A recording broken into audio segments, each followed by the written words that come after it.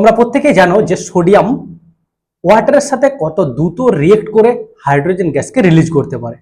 তো আজ আমরা একটা সেরকমই প্র্যাকটিক্যালের মাধ্যমে দেখব যে সোডিয়াম সে ঠান্ডা জল, গরম জল এবং ইউরিন কার সাথে সবচেয়ে দ্রুত বিক্রিয়া করে এবং কার সাথে বিক্রিয়াটা লেটে হয়। ঠিক আছে, তো চলো শুরু করা যাক। তো এর জন্য আমি নিয়ে নিয়েছি সোডিয়াম, আর সাথে আছে তিনটা এরকমই পাত্র, একটাতে থাকবে ঠান্ডা জল, একটাতে গরম জল, আর একটাতে থাকবে ইউরিন।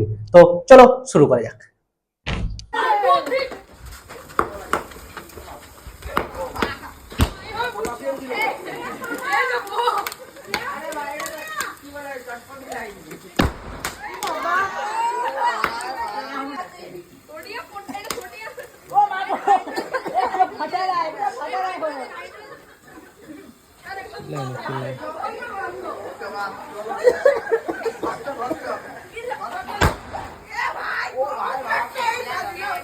তো তোমরা কি দেখলে, কে সব থেকে দ্রুত রিয়েক্ট করলো এবং কার রিয়েকশনটা সব থেকে শেষে হলো? কমেন্টে জানাও। আর ভিডিওর কোন অংশটা সবচেয়ে বেশি ভালো লাগলো সেটাও জানাও।